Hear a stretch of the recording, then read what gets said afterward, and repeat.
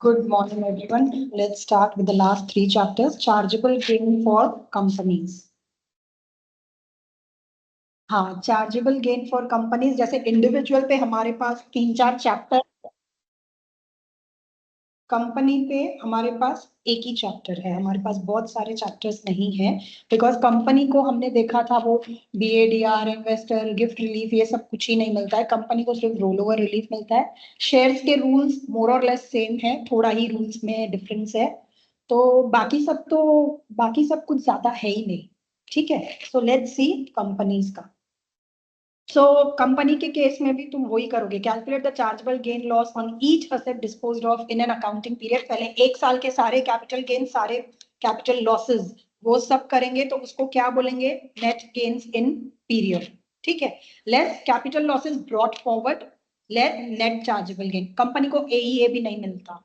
ठीक है, क्योंकि कंपनी का गेन सीधा प्रोफोमा में जाता है. 19%, 25% उस टैक्स पे, उस रेट पे टैक्स हो जाता है. And include the gain in this thing. उधर क्या था इंडिविजुअल के केस में? पहले ब्रॉड फॉरवर्ड लॉसेस डिडक्ट करते हैं या पहले AEA डिडक्ट करते हैं? पहले AEA डिडक्ट करते हैं, फिर ब्रॉड फॉरवर्ड लॉसेस डिडक्ट करते हैं.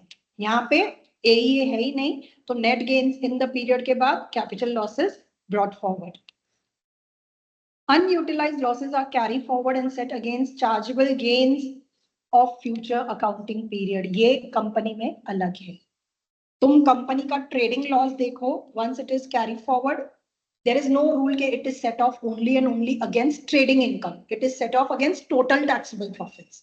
सिमिलरली प्रॉपर्टी लॉसेस भी एक बार कैरी फॉरवर्ड हुए तो सिर्फ प्रॉपर्टी लॉस के अगेंस्ट सेट ऑफ नहीं होते, टैक्सेबल टोटल प्रॉफिट के अगेंस्ट सेट ऑफ होते हैं. लेकिन कैपिटल लॉस अगर कैरी फॉरवर्ड किया तो सिर्फ और सिर्फ चार्जेबल गेन्स ऑफ फ्यूचर के अगेंस्ट सेट ऑफ कर सकते हैं. तो तुम्हारा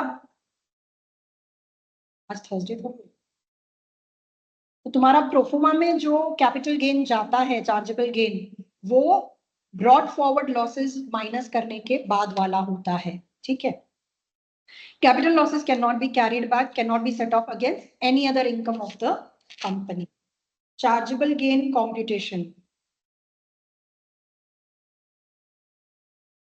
कॉम्प्यूटेशन हमने अभी अभी वही तो देखा. This is the computation. ठीक है. वो फॉर्मूला सेम रहता है. कंपनी को इंडेक्सेशन मिलता है. Sales proceeds, gross sales proceeds minus selling cost, you get net sales proceeds, then less allowable cost, less indexation allowance. Indexation कब से कब तक होता है? From the date you purchase the asset till December 17. December 17 के बाद no indexation. The individual gains and losses are calculated in the same way as for individuals. Only relief is ROR. Indexation allowance is available, but only up to December 17. Different matching rules apply for shares and securities. तो बस ये खाली तीन ही different चीजें हैं individual से. चौथा, बाकी के रिलीफ्स नहीं मिलते. इंडेक्सेशन अलाउंस दोनों नंबर दिए हुए रहते हैं. What is indexation allowance? Kind of inflation adjustment that we do. तो वो तुम्हें दिया हुआ रहेगा. ठीक है, हमें सिर्फ कॉस्ट से मल्टीप्लाई करना है. एनहांसमेंट एक्सपेंडिचर पे भी इंडेक्सेशन अलाउंस होता है. लेट्स से बिल्डिंग खरीदी थी 1999 में, फिर एनहांसमेंट किया 2005 में, तो एनहांसमेंट एक्सपेंडिचर पे अलग से इंडेक्सेशन मिलेगा 2005 से लेके December 17 तक. ओरिजिनल कॉस्ट पे 99 से लेके December 2017 तक अलग अलग कैलकुलेशन दिखाना पड़ता है. Separate IA calculations will be required for the original cost and enhancement expenditure. Shares and securities में valuation rules for shares are same as for individuals. Quoted company होगी तो market value कैसे लाओगे? Opening price plus closing price divide by 2. Unquoted company होगी तो तुम्हें question में information दिया हुआ रहेगा. मैचिंग रूल्स वहां क्या था? Same day acquisition, following 30 days and then from the pool. यहाँ पे same day acquisition, previous 9 days and then pool. ठीक है. No IA is given on same day acquisition. वो हम करते थे ना, जैसे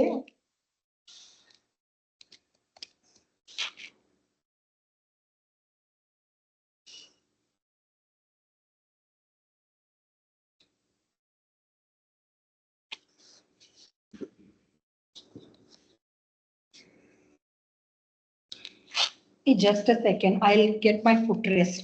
Just a second.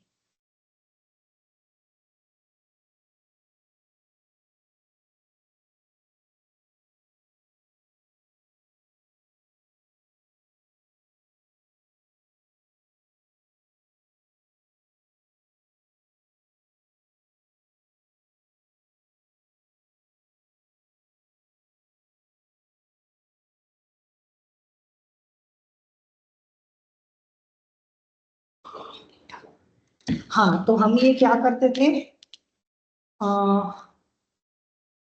पहले आता था हमारा number of shares, then cost and then indexed cost. तो यहाँ पे जब पहली डेट पे नंबर ऑफ शेयर्स खरीदा, यहाँ पे कॉस्ट डालते थे, इंडेक्स कॉस्ट सेम ही डाल देते थे क्योंकि सेम डे इन्फ्लेशन थोड़ी आएगा। और फिर पूल में इंडेक्सेशन कब कब होता था, जब भी कोई परचेस करोगे या जब भी कुछ सेल करोगे, वो परचेस सेल का इफेक्ट देने से पहले इंडेक्सेशन करना पड़ेगा। लेट्स से हम नेक्स्ट परचेस करते हैं 1/1/2005 पे, ये क्या होगा परचेस, लेकिन इस परचेस का इफेक्ट देने से पहले तुम्हें ये 2000 वाले कॉस्ट को 2005 तक इन्फ्लेट करके लाना पड़ेगा। तो अब होगा क्या, ये 20,000, ये 50,000, ये इंडेक्स नंबर से मल्टीप्लाई करके यहाँ पे ना आए अलग से दिखाओगे, तो यहाँ पे इंडेक्सेशन अलाउंस दिखाएंगे। ये 50 का लेट्स से 5,000 और बढ़ गया, तो अब तुम्हारा ये ओरिजिनल क्या होगा, अब तुम नए परचेज का इफेक्ट दोगे। नए परचेज में जब इफेक्ट दोगे 30,000 शेयर्स, 1 लाख कॉस्ट, इसका 1 लाख ऐसे ही रखोगे, तो तुम्हारा पूल क्या हो गया, 50,000 शेयर्स, 1,50,000 कॉस्ट, 1,55,000 इंडेक्स कॉस्ट। वापस जब सेल आएगा, पहले इस 155 में इंडेक्स अलाउंस देके इसको इंडेक्स्ड करेंगे and then will give the effect of sale. ठीक है, तो पूल ऐसे ऑपरेट होता है। ये रहा तुम्हारा पहले परचेस, फिर index to next event, next purchase का इफेक्ट देने के बाद परचेस, फिर ये आ गया, फिर सेल कर रहे हो, सेल का इफेक्ट देने से पहले इंडेक्सेशन करना पड़ेगा, और फिर प्रोपोर्शनेट कॉस्ट निकालना होता है। जैसे यहाँ पे अभी 50,000 शेयर्स है, तुम 10,000 बेच रहे हो, तो 10, हाँ ये एक मिस्टेक कोई नहीं करेगा, I'll do this। Let's say अब आ गया तुम्हारा 1/1/2010, इसको हमने अलाउंस किया, इसका और 10,000 बढ़ गया है। ठीक है, तो अभी फाइनली मेरा पूल क्या होगा, 50,000, 1,50,000 and 1,65,000। Okay, this is final pool. Now I am selling 30,000 shares. Cost कैसे निकालूंगी, अगर 50,000 के लिए 150, तो 30,000 के लिए कितना,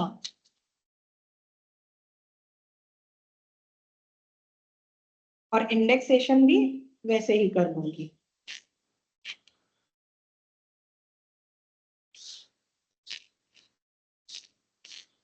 ठीक है, ये हो गया। अब ना गेन के कैलकुलेशन में मिस्टेक नहीं करनी।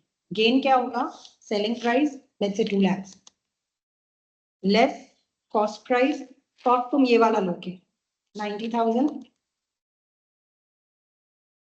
ये तुम्हारा क्या आया, अनइंडेक्स्ड गेन। अब इंडेक्सेशन अलाउंस, इंडेक्सेशन अलाउंस देते समय तुम्हें इन दोनों का डिफरेंस लेना है, नो मिस्टेक हियर। तो यहाँ पे ये माइनस कर दिया, तो ये तुम्हारा फाइनल गेन आ गया। तो इंडेक्सेशन अलाउंस लेते समय इन दोनों को माइनस करना है, ऊपर कॉस्ट लेते समय ये वाला कॉस्ट लेना है, वहां पे गलती नहीं करनी है। बोनस आएगा तो इंडेक्सेशन करेंगे, बोनस का इफेक्ट देने से पहले नहीं, क्योंकि बोनस में पैसे का डीलिंग नहीं होता है। राइट इश्यू आया तो इंडेक्सेशन पहले करने का, फिर राइट इश्यू का इफेक्ट देने का। So indexation is calculated every time an operative event occurs. Operative event किसको बोलते हैं, sale, purchase, right issue, take over. ठीक है, इन सब टाइम, इस सब टाइम पे इन सब का इफेक्ट देने से पहले तुम इंडेक्सेशन का इफेक्ट दोगे। Bonus and right issue is okay. Right issue is an operative event, so indexation is given. Bonus is not an operative event, so इसके पहले नहीं देते हैं। Reorganization and takeover का sum exactly same as individual, मैंने उस दिन class में किया था, कल ही किया था, है ना। Just that आइए तुमको लेना पड़ेगा। तो हम जब हम टेक ओवर में क्या करते हैं, the original cost is to be bifurcated between the new holding in the proportion of the stand alone market value. तो कॉस्ट में कल वाला सम मैंने अभी सेव नहीं किया, लेकिन जब कॉस्ट को तुम बाइफर्केट करते हो तो एक और कॉलम इंडेक्स कॉस्ट को भी मार्केट वैल्यू के प्रोपोर्शन में बाइफर्केट कर दोगे। Roll over relief is exactly the same 4-step calculation, new asset is to be bought 1 year before, 3 years after the date of sale. Time का claim करने का time 4 years from the end of the year in which the original asset is disposed of, or 4 years from the end of the year in which new asset is acquired, whichever is later. Everything remains the same. सिर्फ goodwill निकल जाता है इधर company के लिए. तो इसमें सिर्फ बेचने वाला असेट और खरीदने वाला असेट या तो लैंड एंड बिल्डिंग या तो फिक्स प्लांट एंड मशीनरी होना चाहिए. The gain rolled over is the indexed gain. तो एक गुडविल निकल जाता है, दूसरा इंडेक्सेशन का इफेक्ट देना पड़ता है. बाकी it's same. Even the depreciating asset वाला rule is same. Okay. Summary of key differences. Company corporation tax pay करती है, इंडिविजुअल सीजीटी पे करता है. एनुअल एग्जेम्पशन अलाउंस कंपनी को नहीं मिलता, इंडिविजुअल को मिलता है. इंडेक्सेशन अलाउंस उल्टा, कंपनी को होता है, इसको नहीं होता. Capital losses brought forward, offset in full, offset after the AEA. That is what you guys said. Shares and securities, indexed column needed different, indexation column add होता है, matching rules अलग होते हैं. Relief में only ROR is available. Goodwill is not a qualifying business asset. यहाँ पे बहुत सारे relief available होते हैं.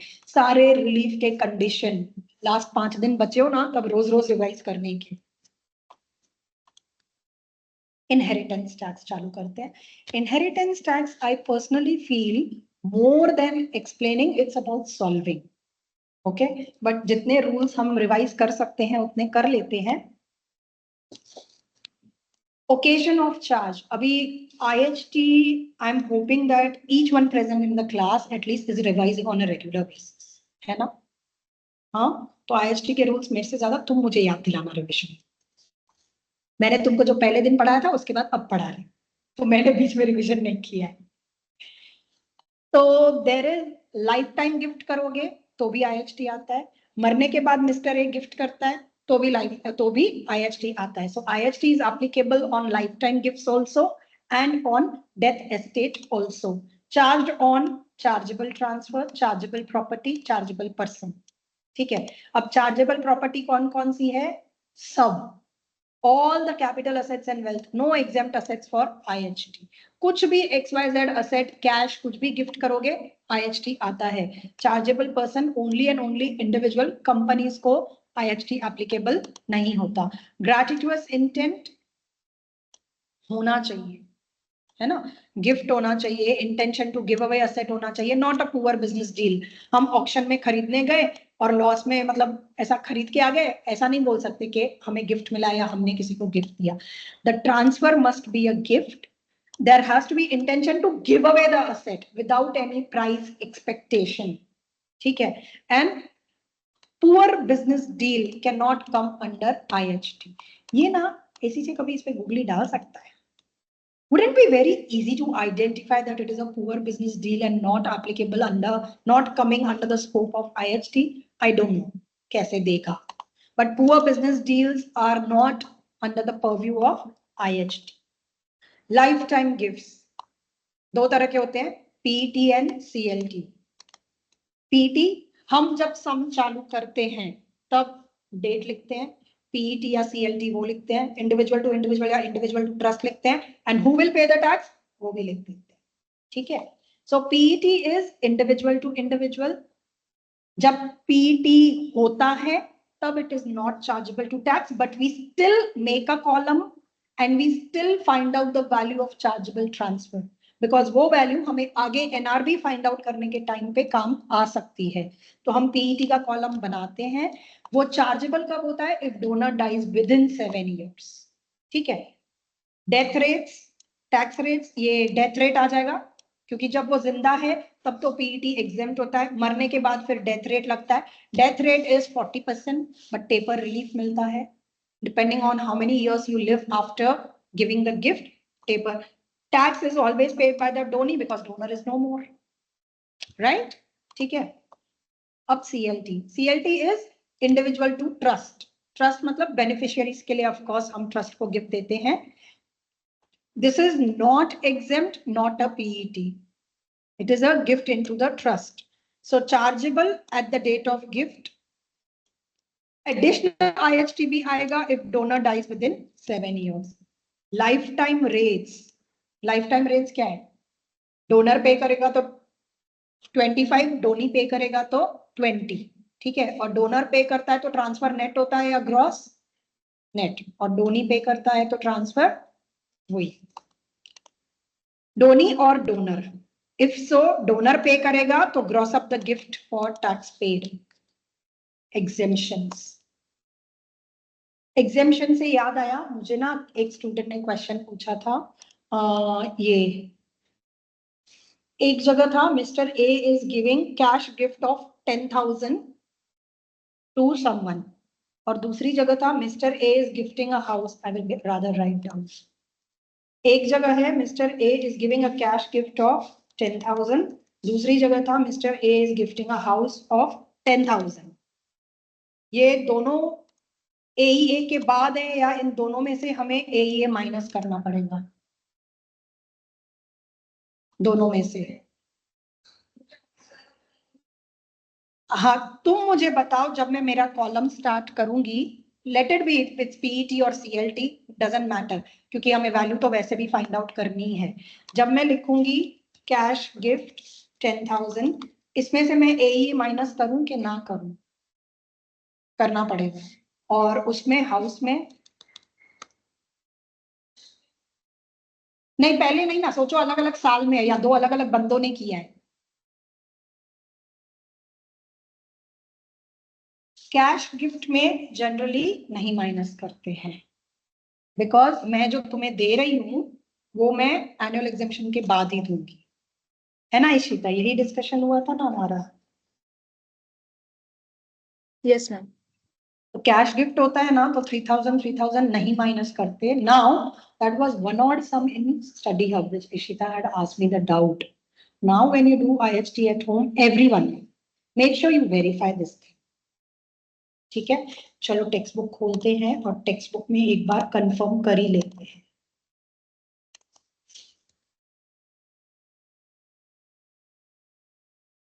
ये है ना, फॉलोइंग कैश गिफ्ट्स, तो इन सब में से अभी इसने नहीं माइनस किया होगा, इसने किया ही होगा यार।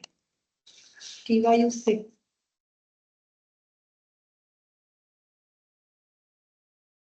नहीं था क्वेश्चन में, क्वेश्चन क्या था नहीं दिया हुआ था, जो इशिता ने मुझे डाउट पूछा था ना। Just a second, will confirm this thing since we are here.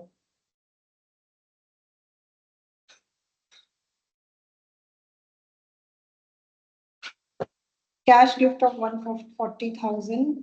No tax arose in respect of this gift.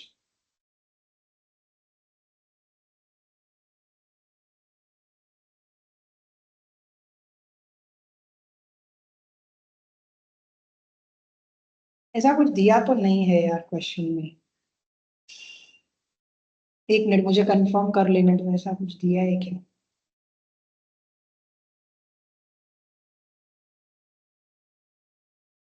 हाँ, so Ishita, there is a sentence given. Kendra has made other disposals in the year utilizing the annual exempt amount. ठीक है इशिता?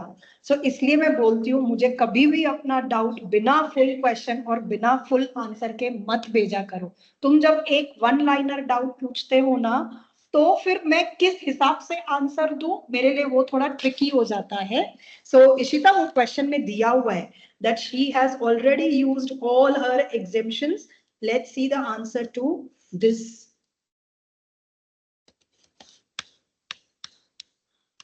अरे TYU 6 जाना पड़ेगा अभी नीचे।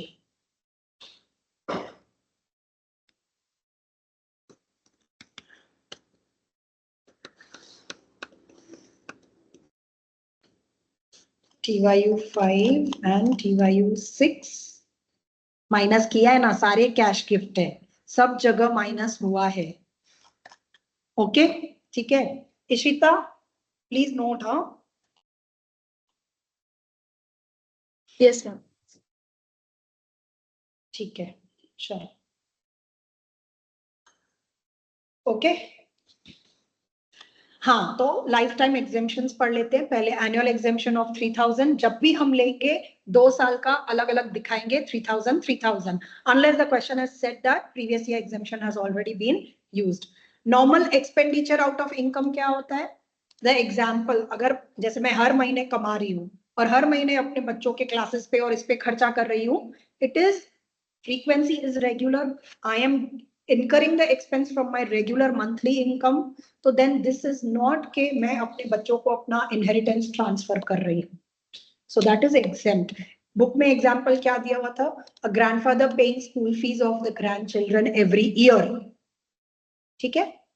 Small gifts relief max 250 per recipient per tax year. So grandfather giving 300 pounds to grandchildren on Christmas will be chargeable to IHT. So because limit is 250 per recipient per tax year. This much is exempt.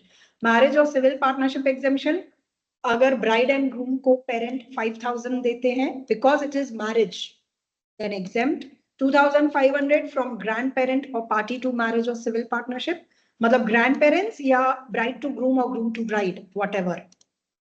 Any other person 1,000. This much is exempt. All transfers between spouse civil partners are exempt. Both gifts lifetime be exempt, death may be exempt. All kinds of transfers between spouses are exempt from IHT. ठीक है. Annual exemption is 3,000 per annum. Chronological order, पहले PET हो या CLT हो, जो पहला होगा annual exemption उसको दे देंगे. ठीक है. Used against PET, even if PET never becomes chargeable, unused amount can be carried forward only for 1 year. 3,000 wala AEA can be carried forward only for 1 year. Current year exemption used in priority to brought forward. पहले current year का 3,000 खत्म करेंगे, फिर ही previous year का use कर सकते हैं. Applied after all other reliefs and exemptions have been applied. पहले अगर क्वेश्चन में नॉर्मल एक्सपेंडिचर है, फिर स्मॉल गिफ्ट है, पहले ये वाले दे देंगे. ये सबसे लास्ट में आएगा 3,000. ओके, ये मैंने तुमको ऑलरेडी एक्सप्लेन कर दिया. Exemptions are likely to feature in an IHT computation. It is important that you can identify when they are available and how they are applied. IHT computation, मुझे computation समझाने में कोई मतलब नहीं लगता है. I would rather like to do some. ये proforma follow करना है. चलो इस प्रोफोमा में जितना समझ सकते हैं, पहले transfer of value. Transfer of value मतलब बिफोर एनी एग्जेम्पशंस. क्वेश्चन में अगर चार्जेबल अमाउंट दिया है, गलती से भी एनुअल एग्जेम्पशन मत माइनस करके आना, बिकॉज चार्जेबल अमाउंट वर्ड आया मतलब सारे एग्जेम्पशंस माइनस होने के बाद आया है. फिर nil rate band available, taxable amount and lifetime tax. This is your gross chargeable transfer. अब देखो ये पहला पीईटी है, जनवरी 16 को सीएलटी, फिर पीईटी, फिर सीएलटी. पर इसमें क्या ही समझेगा, अभी इसमें कुछ समझेगा नहीं. हाँ, death tax on life time gift 7 years pre death in December 2024. इसका मतलब ये हुआ कि December 2024 में डेथ हो रही है, तो 15 वाला इज आउट ऑफ क्वेश्चन. ये तो कभी चार्जेबल होगा ही नहीं. 16 वाला भी नहीं होगा, है ना, क्योंकि 16 से 24 इज लाइक 8 years. तो ये भी नहीं होगा, ये वाला हो जाएगा. ये वाला चार्जेबल हो गया और ये वाला भी चार्जेबल होगा, तो इन दोनों पे अभी लाइफ टाइम टैक्स आएगा. अब देखो ये पीईटी था ना, जब तुमने इस पे टैक्स कैलकुलेट किया, विल दिस ट्रांसफर, ओरिजिनल की बात कर रही हूं मैं, लाइफ टाइम की, डेथ अभी नहीं आई है. व्हेन मेड, जब Jan 16 में तुमने ये सीएलटी किया होगा, will this PET consume NRB? When we made a lifetime gift in January 16 और यहाँ पे हम नील रेट बैंड ले रहे थे कि कितना है 325,000. Will this transfer consume your nil rate band? Use your nil rate band? No, because it is a PET. अब मैं डेथ टैक्स पे आ जाती हूँ. डेथ हुई है, डेथ पे ये भी चार्जेबल हो गया, ये भी चार्जेबल हो गया, ये पीईटी चार्जेबल हुआ. तुमने इस पे सब कैलकुलेट किया. अब हम इस पे डेथ टैक्स कैलकुलेट कर रहे हैं. अब ये पीईटी एनआरबी यूज करेगा, बिकॉज अब ये चार्जेबल हो गया है. तो that is the place where you can make mistake. ठीक है, तो एक बार पीईटी चार्जेबल हो जाता है, फिर वो एनआरबी यूज करता है. जब तक पीईटी चार्जेबल नहीं होता तब तक पीईटी एनआरबी नहीं यूज करता। ओके, तो ये फिर टेपर रिलीफ आएगा। ये डेथ टैक्स का तुम्हारा फॉर्मेट है। ग्रॉस चार्जेबल ट्रांसफर से ही स्टार्ट करोगे सम। ग्रॉस चार्जेबल ट्रांसफर, ओहो, यहां से आता है लास्ट जो वैल्यू होती है वो। सो डेथ टैक्स का सम कभी भी करोगे जो आगे के कॉलम में लास्ट वैल्यू होगी उसी से चालू करोगे। सो ग्रॉस चार्जेबल ट्रांसफर, फिर nil rate band, taxable amount, death tax, taper relief मिलता है।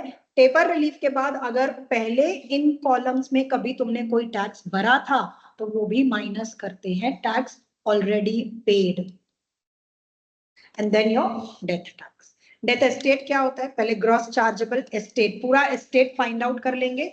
एस्टेट के रूल्स रिवाइज किए हैं इसमें?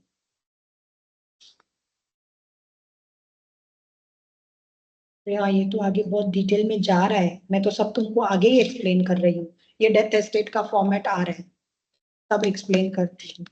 डेथ एस्टेट, फिर रेजिडेंस नील रेट बैंड, फिर नील रेट बैंड।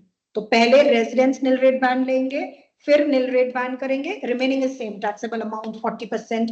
इस पे टेपर रिलीफ नहीं आता हो। Taper relief comes only when individual lives for some years after giving the gift. Chargeable transfer, ये जो है value before transfer and value after transfer, ये वाला हम कौन से केस में करते हैं? सिर्फ और सिर्फ शेयर्स के केस में। शेयर वाला सम याद है सबको? Before we used to hold 10% and the value was this much. After we are holding 7% and the value is this much. So मेरा estate जितने से कम होगा that will be the transfer of value. हाँ, फिर एग्जेम्पशंस एंड वो सब minus करके तुम्हें मिलेगा chargeable transfer. Order of exemption, पहले बाकी के सब, small gift, inter spouse, civil partner, फिर मैरिज एग्जेम्पशन, फिर annual exemption. Diminution in value हम अभी कर चुके, for value before the transfer and value after the transfer. It is important to appreciate the difference here between CGT and IHT. All transfers on death are exempt from CGT, but all transfers on death are not exempt from IHT. IHT आता है। Lifetime gift पे CGT में तुम्हें delay करने को मिलता है, लेकिन यहाँ पे lifetime gift किया, unless it is PET, it becomes chargeable.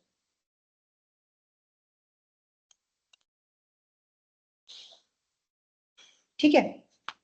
Now calculating the taxable amount. ये हमने कर नहीं लिया क्या यार? कर लिया ना हमने। Chargeable transfer less available एनआरबीज।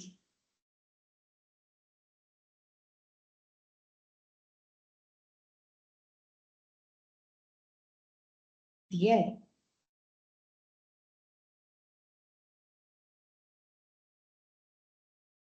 This is easy, let me explain you. ये चार्जेबल ट्रांसफर दे दिया है डायरेक्टली। चार्जेबल ट्रांसफर मतलब एग्जेम्पशंस के बाद वाला अमाउंट दिया है। NRB at gift 2008-9 312,000 available limit है, क्योंकि ये गिफ्ट कब किया है? 8-9 में। 8-9 में लिमिट कितना था? 312,000, और उससे पहले 7 इयर्स में एक और गिफ्ट किया है। ये वाला कौन सा वैल्यू माइनस करोगे इधर? कौन सा वाला? लास्ट वाला, है ना? सो ये भी गलती नहीं करनी है। एनआरबी में से जो वैल्यू माइनस होता है वो एकदम लास्ट वाला वैल्यू होता है, जो कॉलम में लास्ट फिगर आता है, ग्रॉस चार्जेबल ट्रांसफर वाला। ये तुम्हारा टैक्सेबल अमाउंट। अगर डोनी पे करेगा तो 20%, डोनर पे करेगा तो 25%। एक में ग्रॉस करोगे, एक में नहीं होगा। If donor pays the tax, chargeable amount plus lifetime tax will be 2,22,000 plus 20,000। ठीक है। If donee pays then directly 222। ये चीजें मिस्टेक हो सकती है। ठीक है। क्या है? अगर डोनर पे टैक्स करता है तो हमें ग्रॉस अप करना पड़ता है, ग्रॉस अप में this chargeable transfer plus the value of tax. लेकिन जब डोनी पे करता है, this itself is the gross chargeable value. Note that donor is primarily responsible for the lifetime tax due. Now, death tax on lifetime transfers. Example, death in 24-25. So let's see. CLT और PET, इसमें भी अभी gross chargeable transfer दिया है, फिर NRB at death, ये death वाले year में होगी। अच्छा मुझे बताओ कब look back 7 years from the date of gift होता है एंड कब look back 7 years from the date of death होता है?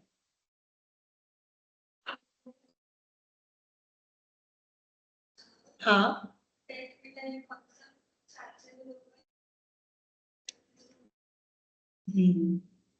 जब भी एनआरबी का कैलकुलेशन करना है look back 7 years from the date of gift, लेकिन जब डेथ हुई है, मर गया मिस्टर ए, और हमें देखना है अब कौन कौन से ट्रांसफर चार्जेबल होंगे, then look back 7 years from the date of death.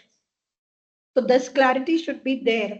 When to see look back 7 years from the date of death or look back 7 years from the date of transfer. NRB के time पे it is always look back 7 years from the date of transfer. And death हो गई, अब हमें देखना है कि पिछले 7 साल में कौन कौन से ट्रांसफर चार्जेबल होंगे, तो look back 7 years from the date of death. So yeah, NRB at death, ये death वाले year का NRB लेंगे, then look back 7 years prior to gift. Now let's see, I'm giving you one thing. This CLT was made in 2020. Death कब हो रही है? 24-25. Now NRB मैंने क्या बोला, मैं खुद ही भूल जाऊं।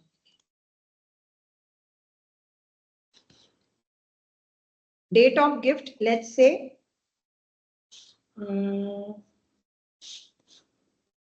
2020 में था ये गिफ्ट। अभी जब यहां से करना है एनआरबी तो look back 7 years from the date of gift, तो 2020 से 7 साल पीछे जाएंगे, है ना? This is what you said, look back 7 years from the date of, तो हाँ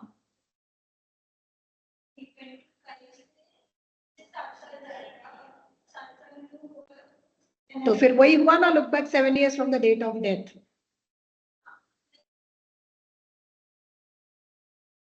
वही हुआ ना ideally, look back 7 years from the date of death.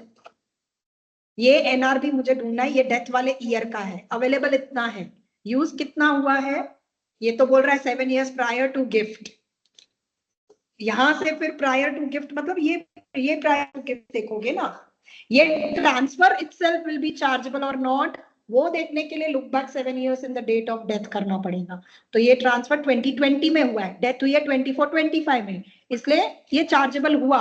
लेकिन अंदर आके जब एनआरबी करोगे तब look back 7 years prior to gift. तो तुम जो पहले बोला था वो करेक्ट बोला था, कंफ्यूज मत हो। समझ में आया हम क्या डिस्कस कर रहे हैं? ये ट्रांसफर चार्जेबल होगा कि नहीं, look back 7 years from the date of death. तो ये 2020 में हुआ है, डेथ 24-25 में हुई है, मतलब ये प्रीवियस 7 years में आता है, तो ये चार्जेबल, अब ये ट्रांसफर अब चार्जेबल हो जाएगा।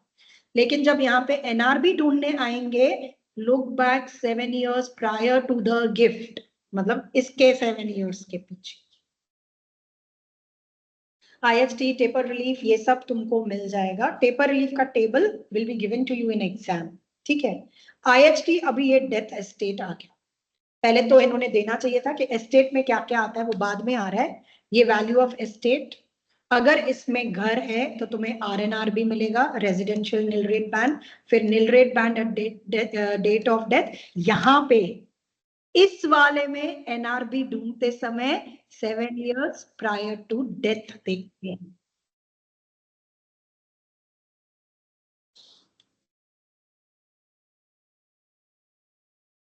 ठीक है, तो प्लीज बी केयरफुल जब डेथ एस्टेट वाला सम आता है। अब एस्टेट है ना, एस्टेट तो मरने पे जो प्रॉपर्टी होगी वो, अब हमें पीछे 7 साल नहीं जाना है, इसलिए एस्टेट वाले सम में जब एनआरबी ढूंढते हो तब look back 7 years prior to death. Got it? RNRB कब मिलता है? Residential nil rate band, chargeable death estate residential home of the deceased that is inherited by deceased children or grandchildren, और डेथ हैपेंस आफ्टर April 17, ये भी कोई condition था ना, ठीक है? तो RNRB कब मिलता है? जब डिसीज्ड के, मरने वाले के एस्टेट में घर है, घर ऑल्सो रेजिडेंशियल प्रॉपर्टी है, और वो रेजिडेंशियल प्रॉपर्टी वो ट्रांसफर करता है बच्चों को या ग्रैंड चिल्ड्रन को। ठीक है। RNRB अवेलेबल कितना होता है, lower of market value of home and 175,000, ठीक है, जो भी कम होगा वो RNRB मिल जाएगा। Due dates are very easy, lifetime IHT अगर गिफ्ट अप्रैल से सितंबर के बीच में तो 30 April next year, October to 5 April के बीच में 6 months after the end of the month of the gift. Death पे जो भरनी होती है within 6 months from the end of the month of death, estate पे again same 6 months from the end of the month of the death or when the account of the estate is submitted, whichever is earlier, ठीक है। However, tax is required to be paid with delivery of accounts which may be earlier than due date. तो due dates are easy to remember. ये तुम्हारा death estate का proforma और rules. Land and building less mortgage, कोई mortgage होगा तो वो वहीं से माइनस कर देंगे। कार, इंश्योरेंस प्रोसीड्स में भी कुछ तो रूल था, क्या था, इंश्योरेंस पॉलिसी प्रोसीड्स लेना होता है, not the market value of the policy. मरने पे जितना पैसा इंश्योरेंस कंपनी देगी उतना यहाँ पे डाल देंगे।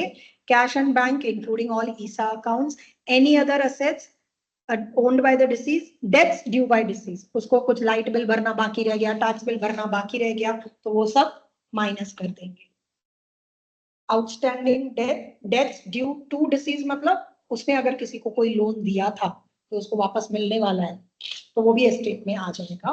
आउटस्टैंडिंग डेट्स, फ्यूनरल एक्सपेंसेस, ये तुम्हारा आ गया एस्टेट। इसमें से एग्जेम्प्ट लीगसीज माइनस करेंगे। एग्जेम्प्ट लीगसीज में यहाँ पे क्या क्या आता है, spouse to spouse transfer only, residence include करते हैं फिर बाद में RNRB देते हैं, ठीक है। Legacies to spouse and civil partners are exempt. Funds held in pension scheme outside the death estate, remember, ये दे सकते हैं तुमको और तुम एस्टेट में लेके भी आ जाओगे गलती करके।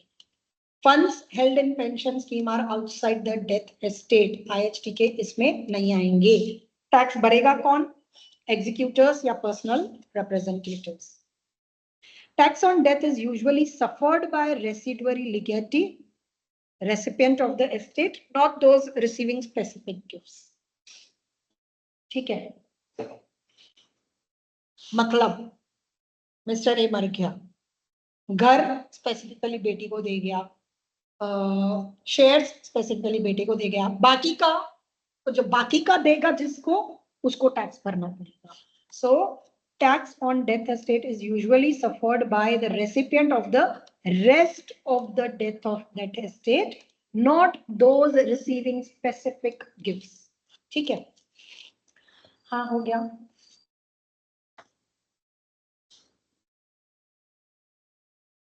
All assets are chargeable. There are no assets which are exempt for IHT. Assets that are exempt from CGT, हमारे पास पहले चैप्टर में लिस्ट थी, car, jewels, ISAs, PRR, these are exempt from IHT.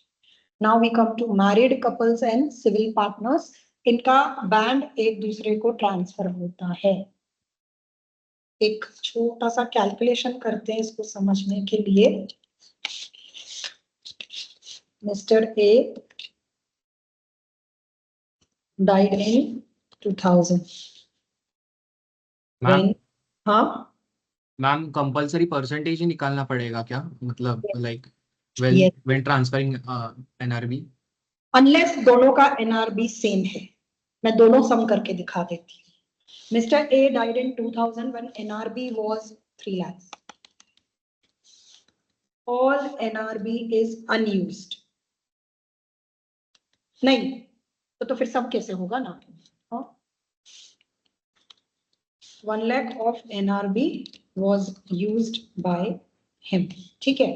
Now Mrs. A dies in 2025 when NRB is 325,000, all unused. तो available NRB on Mrs. A's death कितना होगा, तो इसका ना अनयूज्ड परसेंटेज निकालना पड़ेगा क्योंकि बैंक्स चेंज हो गए, पहले 3 लाख था अब 325 हो गया, तो अनयूज्ड कितना है, 1 लाख डिवाइड बाय 3 लाख, 33% है। तो फिर मिसेस ए के डेथ पे अवेलेबल उनका खुद का पूरा और जो करंट 325 है उसका 33%, तो इतना अवेलेबल NRB होगा। जब ये मरता है अगर तब भी 325 है, अभी भी 325 है, फिर परसेंटेज निकालने की जरूरत नहीं है। 3 लाख में से 1 लाख यूज किया, ये मैंने गलत किया ना, क्या तुम लोग मिस्टेक भी नहीं निकालते हो, सो रहे हो सब लोग। अनयूज्ड का परसेंटेज निकालना है ना, इसने 3 लाख में से 1 लाख यूज कर लिया, मतलब 2 लाख अनयूज्ड है, उतना बाद वाले को मिलेगा ना, तो अनयूज्ड का परसेंटेज निकालना होता है। 66% अनयूज्ड।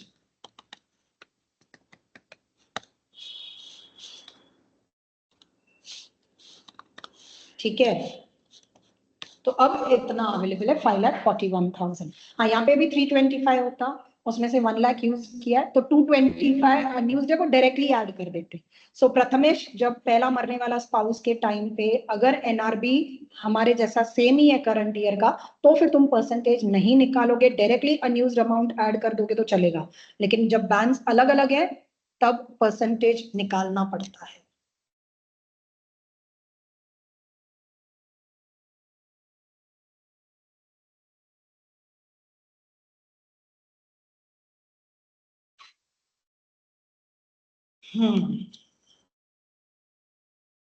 ये सब मैंने तुमको समझा दिया।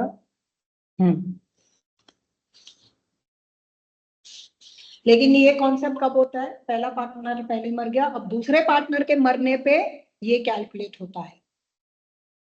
आरएनआरबी भी सेम होता है, अगर पहले पार्टनर का कुछ अनयूज रह गया है तो जब सेकेंड पार्टनर मरेगा तब उसको अनयूज्ड परसेंटेज कैलकुलेट करेंगे।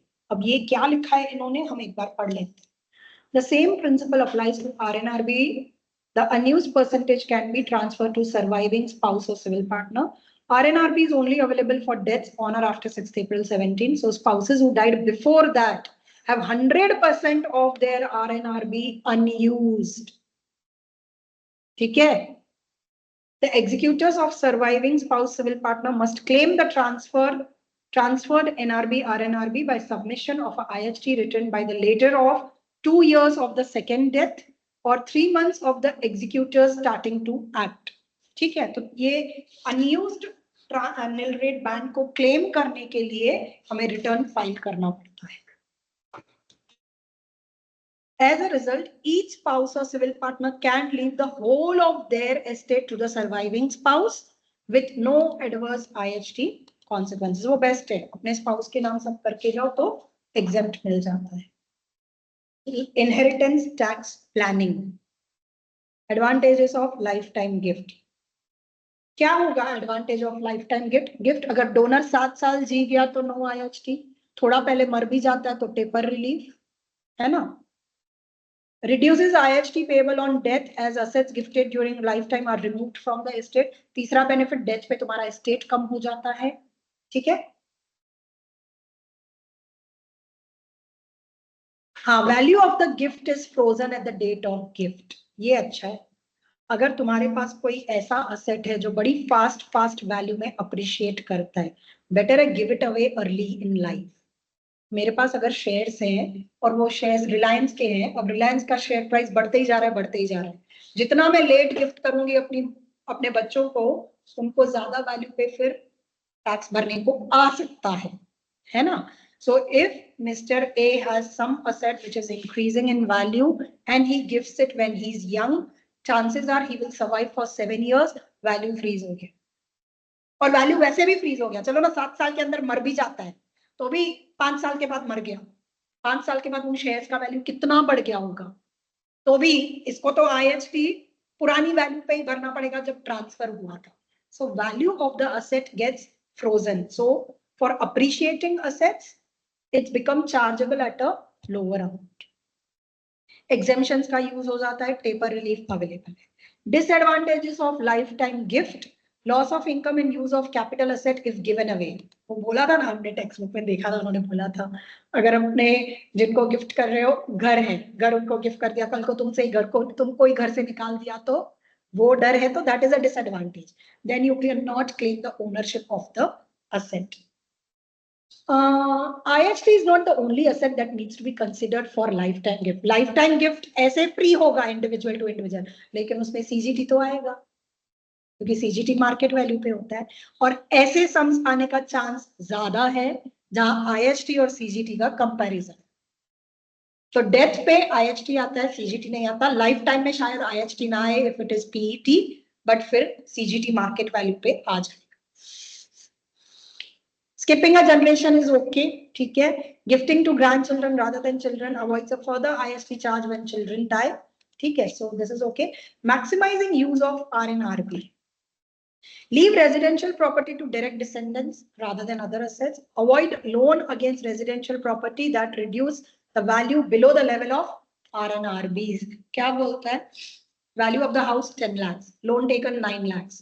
तो बची क्या? एस्टेट के लिए घर की वैल्यू 1 लाख, लेकिन तुम्हारे पास RNRB तो 175,000 अवेलेबल हो सकता है ना. तो 75,000 का RNRB वेस्ट हो रहा है only because you have taken a loan on property. Got it? अरे वाह, हो गया बड़ी फटाफट IHT. वैट चालू करते हैं. वैट मुझे लगता है थोड़ा लंबा चलना चाहिए. वैट रिवाइज कर रहे हो रोज? कितने सम करेक्ट जाते हैं 5 में से IHT वैट के? Are you keeping track? Section B जब एक क्वेश्चन सॉल्व करते हो तो कितने करेक्ट जाते हैं? What about you guys?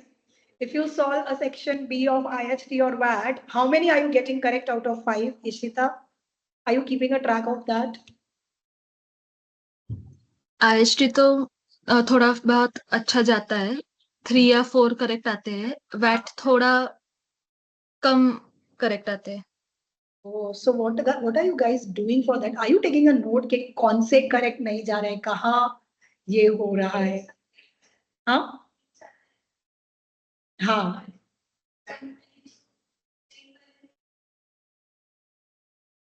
हाँ. Okay. What about अच्छा, you are comfortable with IHT more than VAT. Prathamesh, तुम्हारा क्या हाल है? Ma'am 2 to 3. अरे ऐसा मत करो यार, टारगेट मिनिमम 4 तो करेक्ट जाने चाहिए ना. हाँ तो वो silly mistakes, and it is only practice that will stop your silly mistakes. Prathamesh 2 तो बहुत कम है. हाँ, एटलीस्ट 3 या 4 तो करेक्ट आने चाहिए. What about you, Ayan? Are you solving IHT VAT regularly or how is it?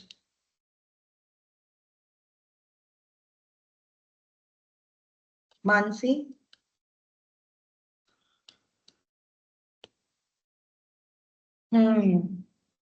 IHT VAT में तुम्हारे कम से कम 4 तो करेक्ट जाने चाहिए. अब वो सिली मिस्टेक्स अवॉइड करो उसके लिए. बेचारे दोनों किधर गए? चलो वैट नहीं, 4 दिन का रिवीजन ना सबके लिए टैक्सिंग हो रहा है. I feel that is the, but इसको कितना कट शॉर्ट करने का और कैसे करने का आई डोंट नो. चलो वैट देखते हैं अभी. VAT could be tested in all 3 sections. A B C किधर भी आ सकता है. हमने एग्जाम किट में सेक्शन C वाले भी वैट के सम्स किए थे, राइट? तो सेक्शन C में भी आ सकता है.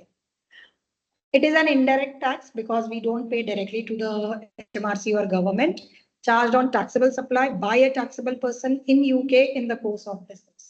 अब इनपुट टैक्स और आउटपुट टैक्स क्या होता है? जो हम हमारे रॉ मटेरियल को खरीदने के टाइम पे पे करते हैं वो इनपुट टैक्स. जो हम कस्टमर से कलेक्ट करते हैं वो आउटपुट टैक्स. हमने कस्टमर से 10,000 कलेक्ट किया, हमने सामने पे किया 6,000, तो 4,000 हमने कस्टमर से एक्स्ट्रा कलेक्ट किया, वो हमें HMRC को पे करना पड़ेगा. ठीक है. Types of supply. exempt, no tax charge, trader unable to register, unable to reclaim input VAT. very nicely given. अगर तुम जो सप्लाई करते हो, तुम जो गुड्स बेचते हो वो exempt हैं, तो तुम टैक्स तो उन पे भरोगे नहीं. मतलब है ना, सप्लाई करते हो मतलब आउटपुट. तुम जो सप्लाई कर रहे हो मतलब तुम जो कस्टमर को बेच रहे हो, तो तुम कस्टमर से टैक्स कलेक्ट नहीं कर पाओगे क्योंकि तुम्हारा सप्लाई एग्जेम्प्ट है. तुम रजिस्टर भी नहीं कर पाओगे क्योंकि तुम्हारा सप्लाई एग्जेम्प्ट है. तुम अगर अपने इनपुट्स पे कुछ टैक्स भर रहे हो तो वो रिक्लेम भी नहीं कर पाओगे. You are the final consumer for that. You will have to pay the tax on that. Very nice, easy to remember. Exempt है तो क्या होगा, तीन चीजें, ना कस्टमर से आउटपुट टैक्स कलेक्ट कर पाओगे, ना खुद को रजिस्टर कर पाओगे वैट के लिए, और ना ही जो तुम इनपुट वैट भर रहे हो वो क्लेम कर। अगर तुम्हारा सप्लाई टैक्सेबल है, जीरो रेट वाले को एग्जेम्प्ट नहीं बोलते, जीरो रेट वाला is taxable but the rate is zero. Standard rated या जीरो रेटेड है, तुम रजिस्टर भी कर पाओगे, तुम कलेक्ट भी कर पाओगे, तुम इनपुट वैट भी क्लेम कर पाओगे। So this chart I liked, easy to remember. VAT registration. When the VAT, a taxable person is someone who's required to be registered for VAT, compulsory registration, voluntary registration. Compulsory registration is required when value of taxable supplies exceeds the registration threshold of 90,000. Now, taxable supply में exempt count नहीं करोगे, taxable supply में standard rated और zero rated count करोगे. So whenever your taxable supply exceeds 90,000, ये हम कैसे देखते हैं, आएगा आगे दो तरह का, historic and future test. Voluntary is traders making taxable supplies can register at any time. तुम ये limit cross करो या ना करो, ठीक है. मुझे बताओ कौन से situation में voluntary register करना advantageous होता है या करना चाहिए.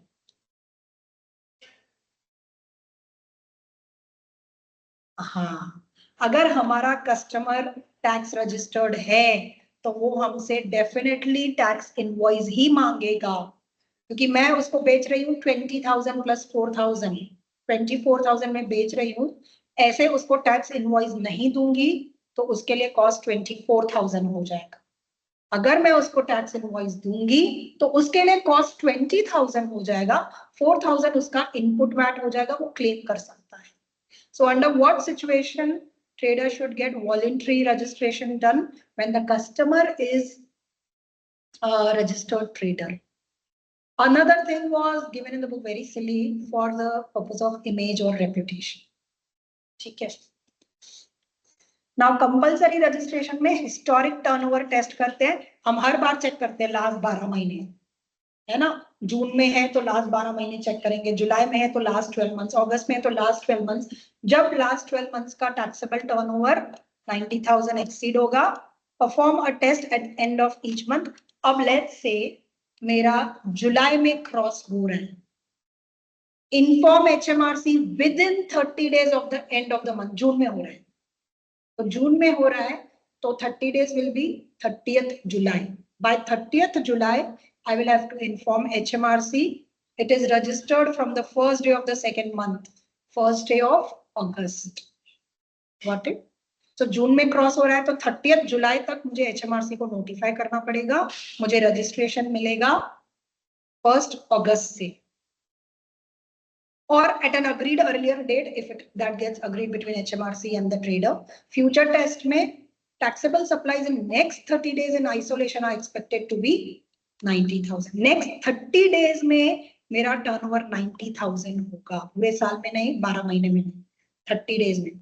तो हमने टेक्स्ट बुक में कैसे सम्स देखे थे, एक पर्टिकुलर मंथ में हमारे पास कस्टमर का बहुत बड़ा ऑर्डर था, तो उस महीने में हमारा टर्नओवर 90,000 क्रॉस हो रहा था, तो उसमें क्या, by the end of 30-day period in which the threshold is expected to exceed.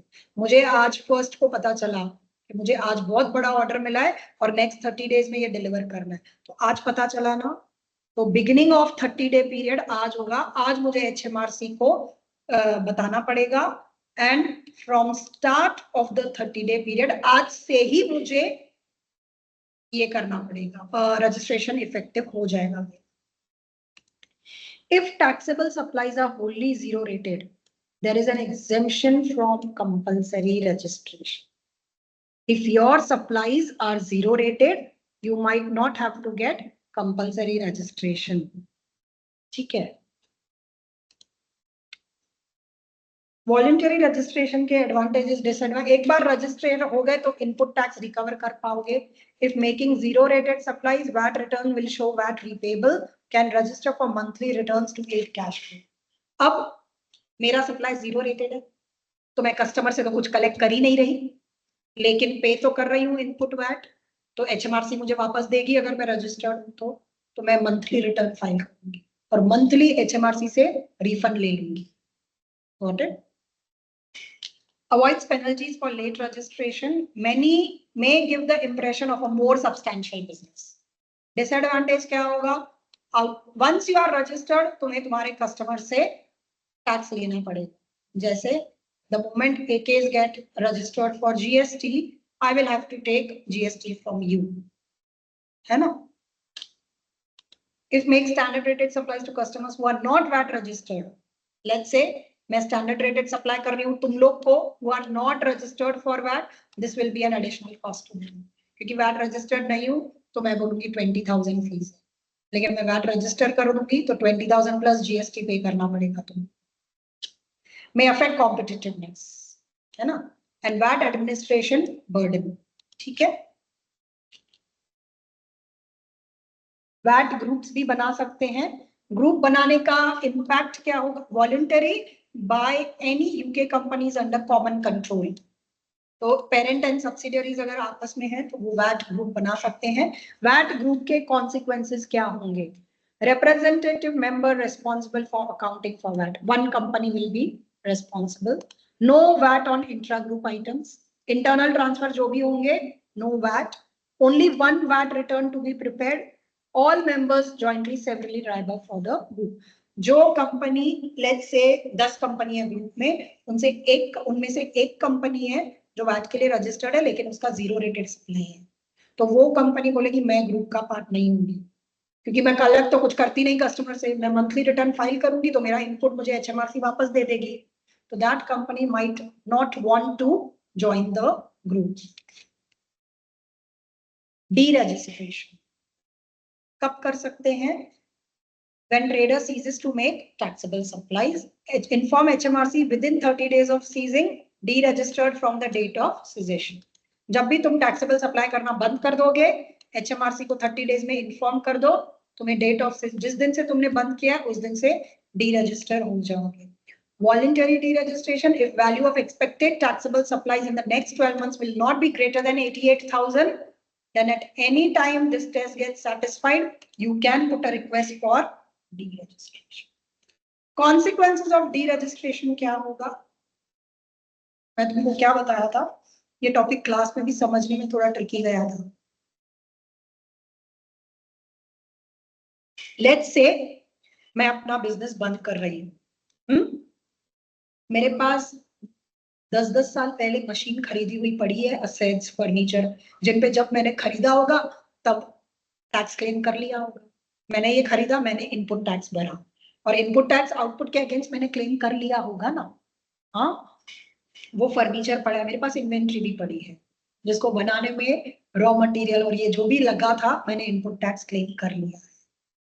तो now it will be treated as a transfer from a registered VAT trader to a non-registered VAT trader. Say both me.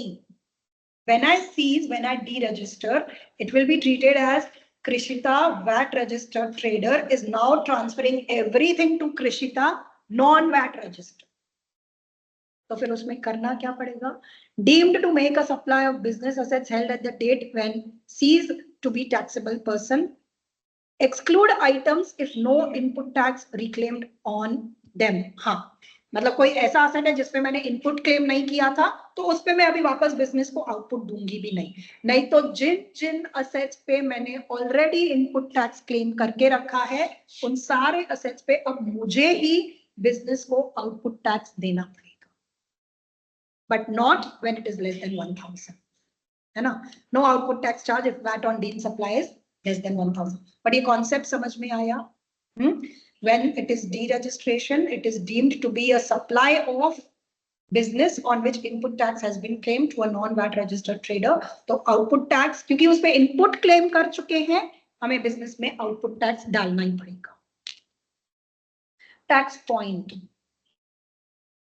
Basic tax point क्या होता है? Rate के लिए determine करना पड़ता है ना. जनवरी में आया टैक्स पॉइंट तो जनवरी का रेट, दिसंबर में सप्लाई हुआ तो दिसंबर का rate. So why tax point is important? To know what rate of VAT is applicable. The tax point is the date the goods or services are supplied, but it can be earlier or later also. So basic tax point is for goods. Date goods are available, services when services are completed. Basically is the date of delivery. ठीक है? इससे हमें यह भी पता चलता है कि वैट रिटर्न पीरियड हम क्या रखने वाले हैं. कौन से वैट रिटर्न पीरियड में वो सप्लाई आएगा. So क्या था रूल इसके लिए? The basic tax point is date of delivery, but if you are paying some advance, तो एडवांस के लिए फिर टैक्स पॉइंट वो डेट ऑफ एडवांस हो जाता है. और डिलीवरी के दिन हम देखते हैं whether the invoice is issued within 14 days of delivery. If yes, then date of issue of invoice becomes your tax point. Otherwise, date of delivery is your tax. तो 3 रूल्स हैं. एक, एडवांस के लिए जब भी एडवांस पे करते हो उसका टैक्स पॉइंट वो डेट ऑफ पेमेंट होता है. फिर डिलीवरी, जिस दिन डिलीवरी होती है वो तुम्हारा टैक्स पॉइंट होता है. But we see if invoice is issued within 14 days. If yes, then date of issue of invoice becomes your tax point. Otherwise, date of delivery remains the tax point. VAT returns normally quarterly. If receive VAT repayments, then you can elect for monthly returns. अगर हर महीने तुम्हें HMRC से refund आ रहा है तो फिर हम उसको वो कर सकते हैं. VAT payable, तो ये तो हमें पता है, total output tax less input tax. All businesses must file return online and pay electronically 1 month plus 7 days of the end of the VAT period. Your VAT period can be any quarter. February, March, April ले लो, June, July, August ले लो. तुम कोई भी quarter ले सकते हो. It is not fixed. What is the date of filing the return and date of VAT payment? 1 month plus 7 days. VAT inclusive amount, net amount. मुझे बताओ हमने कौन से टर्म्स पढ़े थे इसके लिए. एक शायद कंसिडरेशन पढ़ा था, right?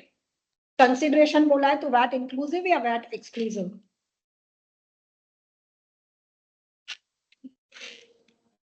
Value of supply is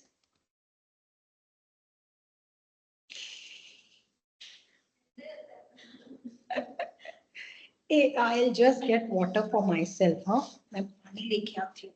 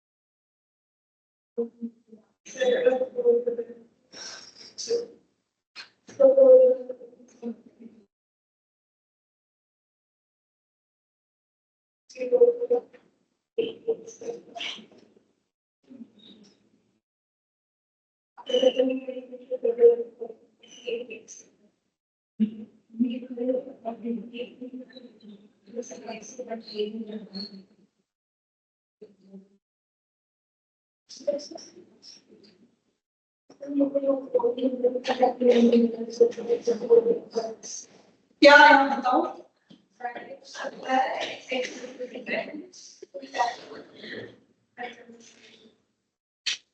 and consideration is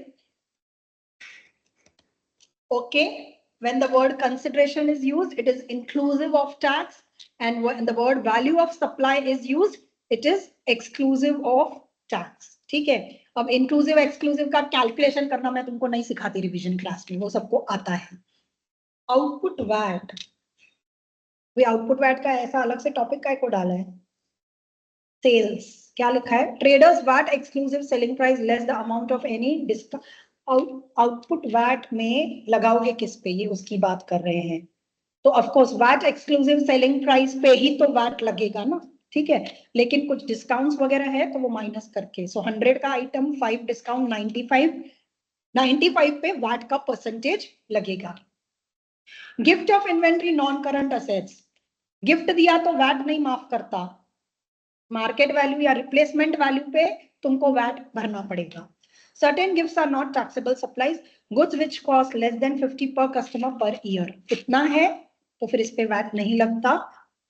Business samples and gift of services to employees or customers, उन पे गिफ्ट नहीं लगता, वैट नहीं लगता. जैसे लेट्स से हमारे किसी काउंसलर का बच्चा इधर आके ACCA पढ़ता है तो हम उससे GST नहीं लेंगे तो चलेगा. Any number of business samples or gifts of services to employees or customers, उनसे हम शायद फीस भी नहीं लेंगे, है ना. तो फीस भी नहीं, GST भी नहीं, तो यहाँ पे वैट नहीं आता. गुड्स फॉर ओन यूज, ये तो घर पे जब जब अपने लिए लेके, मतलब मेरी बेटी आके इधर ACCA का कोचिंग लेगी तो मुझे बिजनेस को GST देना पड़ेगा, है ना. Goods for own use. Replacement value if purchase for business purpose, no output VAT if purchase for private purpose. क्या बोला? हाँ वही है, मतलब बिजनेस पर्पस के लिए गुड्स खरीदे थे और लेके गए घर, तो आउटपुट वैट बिजनेस को देना पड़ेगा. हाँ पहले से ही पता था कि प्राइवेट यूज के लिए खरीद रहे तो फिर काहे का आउटपुट वैट, तो मैंने पे किया होगा इनपुट वैट खरीदने के टाइम पे. I am the final consumer, I have to bear the burden of tax. Relief for impairment losses का क्या रूल था? किसी को रूल याद है? इसमें होता क्या है देखो, स्टार्टिंग से अगर टॉपिक समझाऊं. मैंने सेल्स किया ऑन क्रेडिट, मैं दिखा रही हूं रिसीवेबल 10,000 का, लेकिन ये जब सेल्स हुआ होगा 10,000 का, तब क्या हुआ होगा?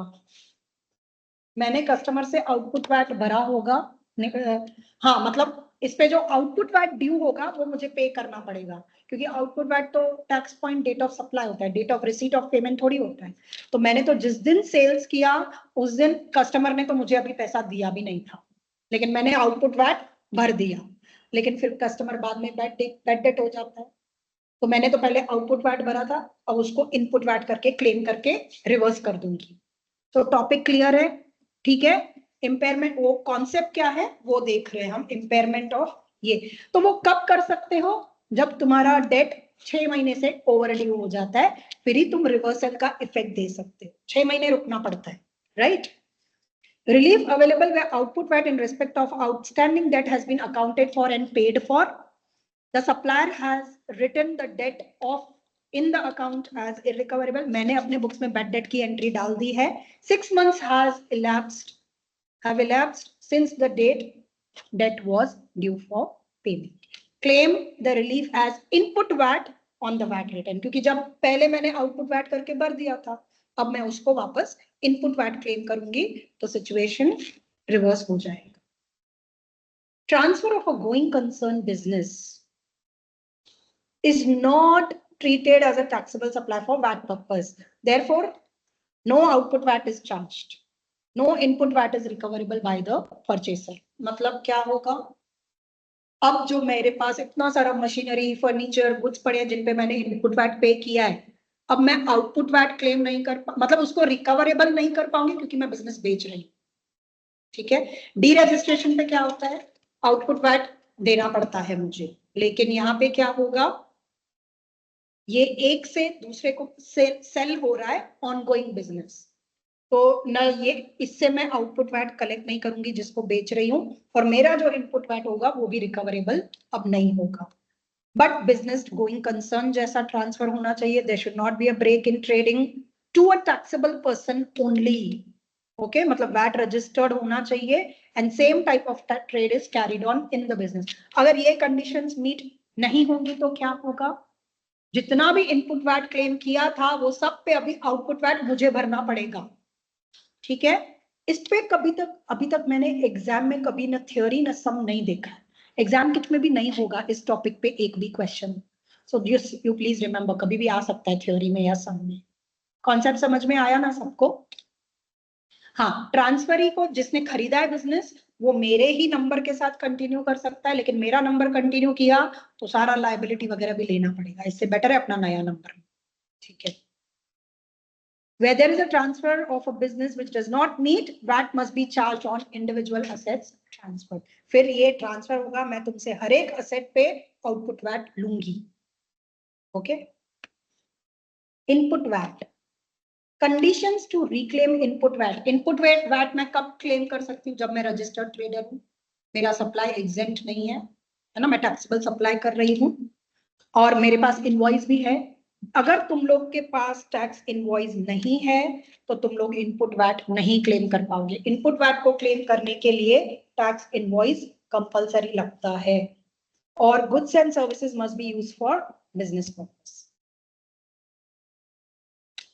No distinction between capital and revenue expenditure. Machine खरीदी तो भी इनपुट वैट, मशीन बेची तो आउटपुट वैट जिसको बेचा उससे कलेक्ट करने का। इररिकवरेबल इनपुट वैट कौन कौन सा होता है? 1 2 3 4 4 पॉइंट्स हैं। ठीक है, private use, goods for own use, business, entertainment, cars. अभी ये सब देखते हैं कि इनपुट वैट कब इररिकवरेबल होता है। Business entertainment includes hospitality of any kind, customer को, सप्लायर को नहीं, excludes entertaining overseas customers and staff entertainment. ये चैप्टर 7 में अलग रूल है। चैप्टर 7 में any kind of entertaining is disallowed, लेकिन कस्टम स्टाफ के लिए किया तो वो अलाउड होता है ना। यहाँ पे ओवरसीज कस्टमर्स को एंटरटेन करोगे तो जैसे ओवरसीज से क्लाइंट्स आए, उनको डिनर पे लेके गए, जीएसटी भरा बिल में, तो that is recoverable as input because it is spent on overseas customers. और स्टाफ एंटरटेनमेंट तो उधर भी कर सकते हैं, इधर भी इनपुट वैट रिकवर कर सकते हैं। कार, चलो कार के पॉइंट्स पर। Purchase only recoverable if 100% used for business, तो ये कौन सा होगा?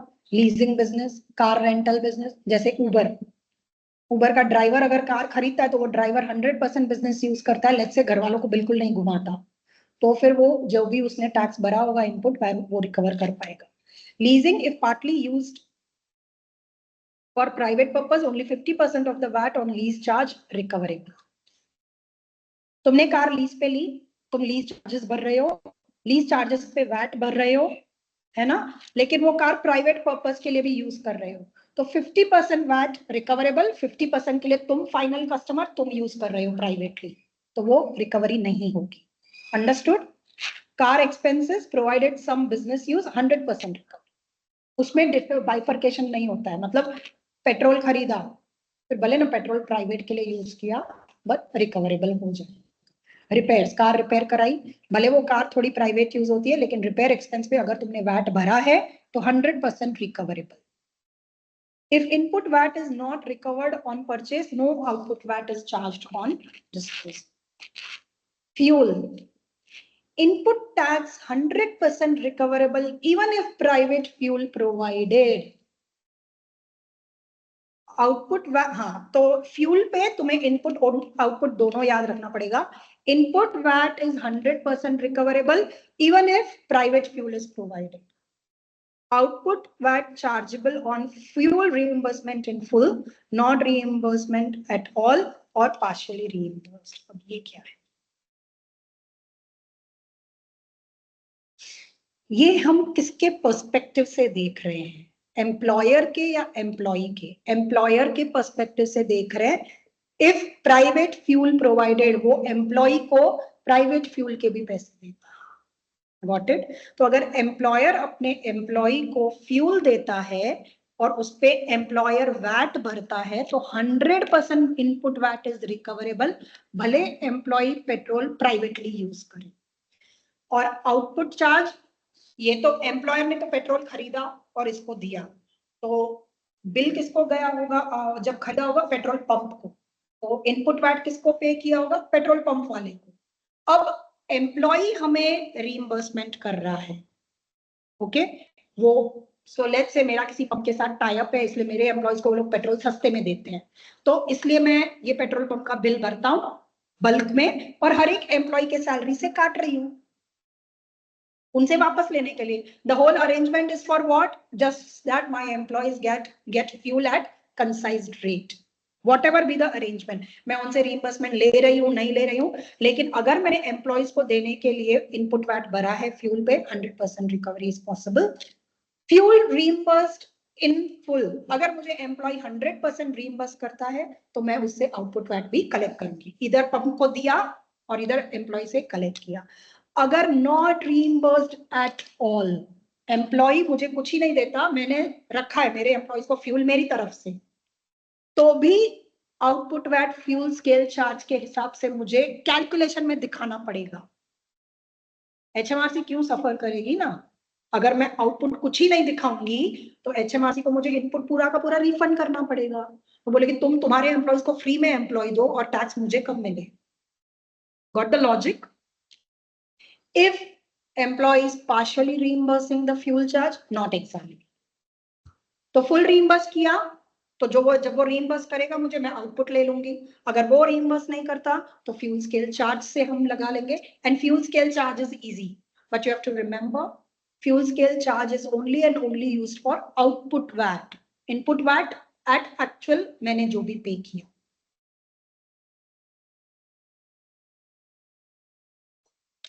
प्राइवेट यूज, काहे का प्राइवेट यूज? किसी भी चीज का। Input VAT cannot be claimed on goods or services not used for business purpose. Of course, जो मैं घर लेके जाऊंगी उस पे फिर इनपुट वैट की रिकवरी नहीं होगी। मैंने एसी बिजनेस के लिए खरीदा, इनपुट वैट भरा, लेकिन बाद में एसी घर लेके जाती हूँ तो फिर अभी उस पे क्या होगा? I can not claim the input VAT. No, उसके लिए मैं फाइनल कंज्यूमर हो गई ना, then I will bear the burden of VAT. ठीक है। An apportionment is made for partial private use. Goods for own use, input recoverable if purchased for business purpose, and output VAT is due as above. ये हमने already discuss कर लिया, ठीक है। और ये कैपिटल अलाउंस के लिए डिस्कस कर रहा है। अगर तुम रजिस्टर्ड ट्रेडर हो, तुमने मशीन खरीदी 10+2 में, तो कैपिटल अलाउंस में कौन सा अमाउंट जाएगा? 10, क्योंकि 2 तो तुम इनपुट वैट रिकवर कर लोगे। अगर तुम रजिस्टर्ड ट्रेडर नहीं हो, you are the final consumer, और तुमने मशीन खरीदी 10+2 में, तो कैपिटल अलाउंस के कैलकुलेशन में क्या जाएगा? 12, because I will not be able to claim my input VAT paid. Pre registration input VAT, मैंने आज रजिस्टर किया तो आज के बाद तो जितना भी इनपुट वैट पे करूंगी वो क्लेम कर पाऊंगी, लेकिन जो अभी मेरे पास इन्वेंट्री पड़ी हुई है उस पे भी तो मैंने इनपुट वैट पे किया था, तो वो क्लेम कर पाऊंगी। सर्विसेज के केस में लास्ट 6 months, गुड्स के केस में whatever you have produced in last 4 years and they are still in stock, stock में नहीं है, ऑनवर्ड सेल हो गया तो हो गया।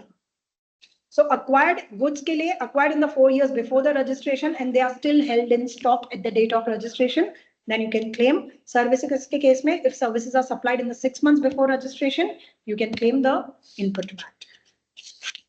अभी special accounting schemes. Let's take a break. 1.5 घंटा हो गया यार। Let's take a break. है अभी काफी है। We'll start at 11:45. Okay? 11:45 पे वापस चालू कर।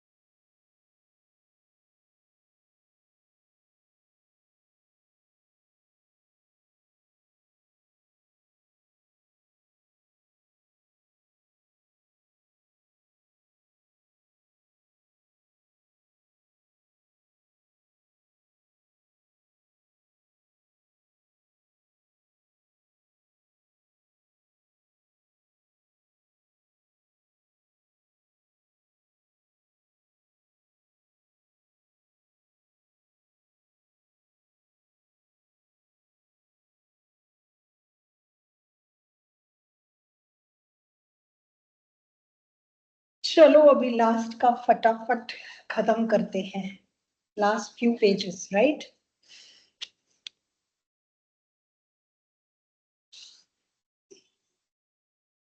बहुत है इस बार सही में टैक्स का रिवीजन, और टैक्स का रिवीजन ऐसा भी नहीं है ना कि मैं आने वाले बच्चों को यही रिकॉर्डिंग दे दूं, लिमिट्स बदलते रहते हैं तो हर बार बैच में लेना पड़ेगा। चलो देखते हैं, let's quickly finish it off. Last part, special accounting schemes, operation, cash accounting scheme and flat rate scheme, दो स्कीम्स हैं। इसका ऑपरेशन मतलब VAT is accounted for on cash payment, cash receipts, तो इसमें इम्पेयरमेंट रिलीफ का फिर सवाल ही नहीं आता है। जितना कैश मिला उस पे आउटपुट वैट टैक्स कलेक्ट करो और जितना पे किया उस पे input VAT. But taxable turnover should be less than equal to 1.35 million. VAT payments and returns must be up to date. Must leave the scheme if taxable turnover exceeds 1.6 million. ये easy दिया हुआ है summary revision के लिए, it's very easy. Advantages, do not pay output tax until receive the payment for customer, provides automatic relief for irrecoverable debts. अब flat rate scheme में क्या होता है? Flat rate of VAT apply to total VAT inclusive turnover. VAT inclusive turnover पे एक flat rate लगा के हम पे कर देंगे। Flat rate determined by trade sector, जो तुम्हें क्वेश्चन में डायरेक्टली दिया हुआ होगा। Flat rate used only to simplify preparation of VAT return, still need to issue tax invoices. Tax invoice तो compulsory सब जगह issue करना पड़ेगा। Conditions, taxable supplies for next 12 months should be less than equal to 150. And businesses are eligible to stay in the scheme until their VAT inclusive turnover exceeds this. देखो यहाँ पे taxable supply बोला है, यहाँ पे VAT inclusive turnover, आगे वाले में तो ऐसा कुछ था ही नहीं। टैक्सेबल टर्नओवर, तो कहाँ इंक्लूसिव कहाँ टैक्सेबल टर्नओवर वो याद रखना पड़ेगा। Advantages, reduces admin, do not need to account for VAT on individual purchases. एक एक परचेस पे कितना इनपुट कितना आउटपुट वो ट्रैक नहीं रखना पड़ता। नॉर्मल मीन्स जाओगे तो आउटपुट माइनस इनपुट करना पड़ेगा। फ्लैट रेट पे जितना भी टर्नओवर है उस पर फ्लैट रेट लगाओ और उतना भर दो, HMRC को दे दो। May reduce total VAT payable. Annual accounting scheme, one VAT return is prepared for the whole year, 2 months after the end of annual VAT period. ये उसका डेट है रिटर्न फाइलिंग का। पेमेंट ऑन अकाउंट करना पड़ता है 9 payment on accounts due at the months from 4th month to 12th month. Each PO is 10% of the VAT for previous year. क्योंकि अभी तो मेरा साल चालू हुआ है, अभी 3 महीने खत्म हुए हैं, मुझे कैसे पता चलेगा ना पूरे साल का मेरा वैट लायबिलिटी कितना आएगा कि उसका 10% करूं। पिछले साल के वैट लायबिलिटी का 10% will be your POA. फिर बैलेंसिंग पेमेंट इधर 2 months after the end of annual VAT period, जब रिटर्न फाइल करने जाओगे तब बैलेंसिंग पेमेंट 10% करके 9 इंस्टॉलमेंट्स में 90,000 भरा, लेकिन तुम्हारा पूरे करंट ईयर का लायबिलिटी 120, तो 30,000 you will pay with the return. New businesses base POA on estimated VAT liability. अभी पहला साल है बिजनेस चालू किया है और है ही नहीं तुम्हारा पिछला VAT, तो estimated yearly VAT. Condition same. Taxable turnover less than 1.35 million. VAT payment and returns must be up. ये same है exactly cash accounting scheme जैसा. Reduces admin work and regular payments can help budgeting and cash. VAT admin. Admin में अभी VAT invoice है, ठीक है। This is the last chapter, वो schemes भी लास्ट चैप्टर में ही है वैसे।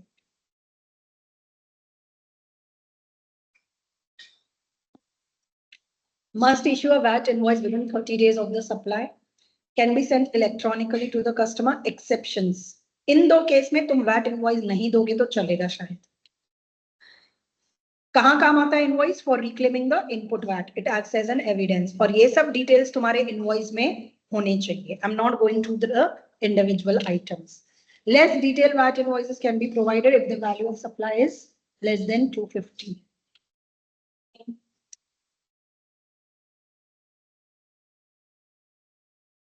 VAT records, जितने भी related records हैं सब रखने पड़ते हैं, okay? 6 years. Types of records, copies of invoices, records of output, evidence supporting the recovery of input, VAT account, Every record is to be maintained for 6 years. Discovery assessment same as what we had studied in the individual and company का administration. VAT के penalties को standard table लगता है, because standard table किस किस के लिए लगता था? Incorrect VAT return, incorrect return है तो. Now standard penalty applies in the same way, depends on the behavior of the taxpayer. Deliberated concealment, deliberate not concealed. Errors in VAT returns can give rise to default interest and standard penalty submission for an incorrect return. ये हमें अभी पढ़ना है. Default interest कब आएगा, कितना आएगा, कैसे कैलकुलेट करेंगे, ये सब हम अभी देखेंगे. Standard penalty table as a percentage of potentially lost revenue for HMRC.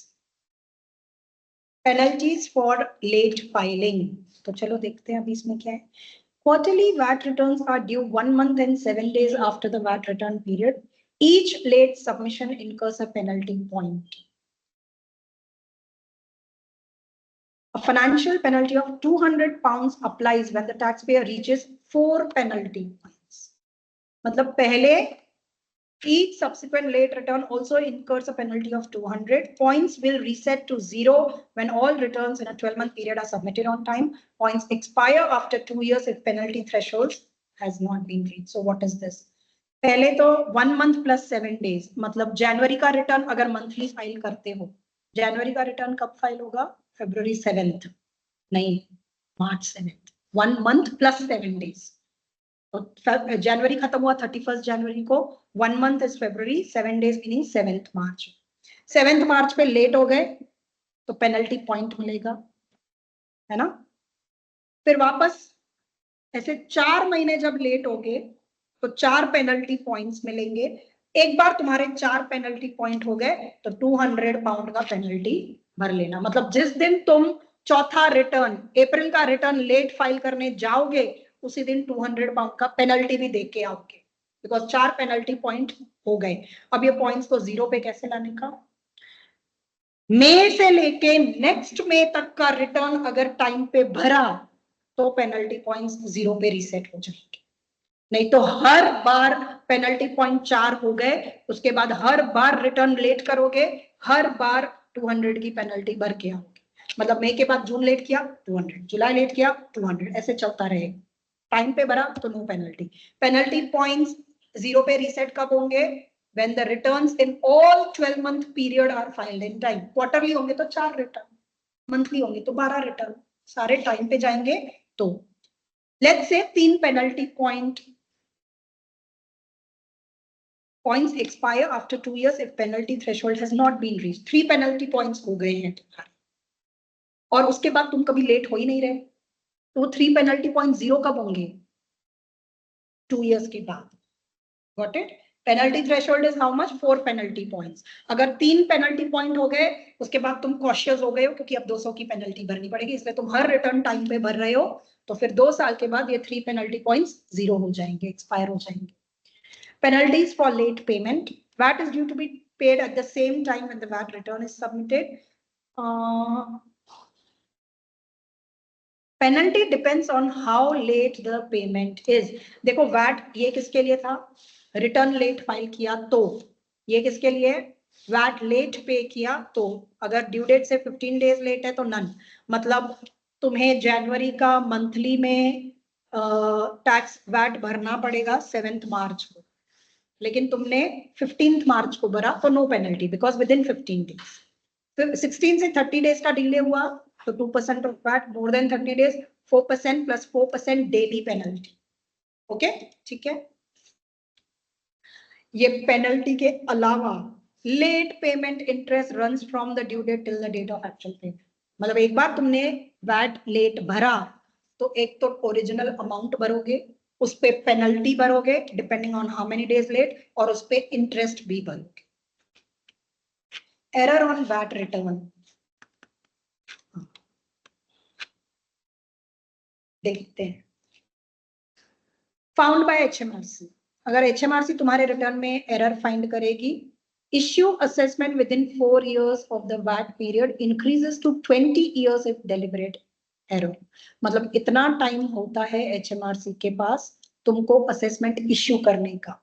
ठीक है, उसके बाद क्या बोलता है, tax payer has a option to request a review, appeal to tribunal 30 days, standard penalty and interest on late payment from the due date till date of payment will also have to be paid on the error की वजह से तुमने 10,000 VAT कम भरा तो वो 10,000 भरोगे, उस पे standard penalty भरोगे और इंटरेस्ट ऑन लेट पेमेंट भरोगे। Found by the trader and disclosed voluntarily, तुम्हें पता चला मेरे लास्ट वैट रिटर्न में एरर हो गया है, तो अब the minimum limit of error greater than 10,000 and 1% of turnover subject to upper limit of 50,000।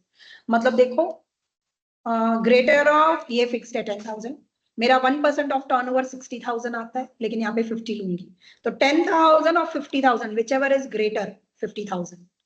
ये क्या फाइंड आउट किया, D minimum limit of error. अभी हम देखेंगे एरर इस लिमिट के नीचे होगा तो क्या और ऊपर होगा तो क्या, अभी तो सिर्फ लिमिट फाइंड आउट किया है। If net error is less than the de minimis limit, हमारे केस में 50,000, include it on next VAT return। जितना भी तुम्हारा एरर कम भरा है, अगर 40,000 कम भरा है तो नेक्स्ट VAT रिटर्न में भर दो। If it is greater, separate notification। फिर तुम्हें दोनों केस में, इसमें क्या होगा, नेक्स्ट VAT रिटर्न भरोगे उसी में डाल दोगे, इसमें वैट रिटर्न में नहीं डाल सकते, अलग से सेपरेट नोटिफिकेशन देना पड़ेगा। इन एनी केस इधर फाउंड बाय यू और फाउंड बाय HMRC, ये तो रहेगा। Standard penalty and interest on late payment from the due date till the date of payment, ये भरना ही पड़ेगा। Overseas aspects of VAT, import of goods, postponed accounting system applies, importer accounts for output VAT at 20%, पूरी बात। Now there is a problem. I have one C port here, which I'm using for TV, and my laptop is, देखो तुम्हारा खत्म हो गया।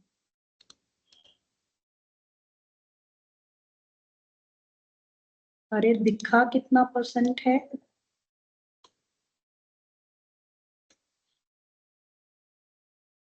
29%, उसमें notification दे दिया, हो जाएगा तुम्हारा लेक्चर। चलो चलो, overseas aspects of VAT, import of goods, importer accounts for output VAT at 20% on the VAT return covering the date of import can claim input VAT subject to normal rules। मतलब तुम अगर goods बाहर से import कर, तुम UK में हो, India से गुड्स तुम मंगा रहे हो, तो सेम रिटर्न में 20% के हिसाब से आउटपुट वैट में भी डाल दोगे, इनपुट वैट में भी डाल दोगे। हमने सेक्शन सी के सम्स देखे थे, ऊपर आउटपुट वैट में भी डाल देते हैं, नीचे इनपुट वैट में भी डाल देते हैं, ठीक है। Export, all exports are zero rated supplies. Supply of services involving an overseas buyer or seller. When the services are supplied to a business customer, VAT is charged where the customer is established or located. UK business supply services to overseas business customer. तो customer किधर located है? Overseas, UK के बाहर, तो place of supply is overseas, outside the scope of UK VAT. Receive services from India वाला बंदा UK में service देता है, customer किधर located है? UK में, तो place of supply is UK, reverse charge procedure. UK business accounts for output VAT at standard rate on the VAT return. This VAT can then be reclaimed as input VAT. ठीक है, तो इसमें भी situation तो same ही है, input output दोनों claim कर। Done. So finally our revision is done. Now you guys quickly tell me, when are you writing the mock? We are not writing the mocks now as per original dates. Original dates क्या थे तुम्हारे mock के? कल से mock ही था। हाँ तो फिर ठीक है, कल मॉक लिखो तुम लोग। So tomorrow is your first mock and I'll take 2 days for correction. Today is what, Tuesday?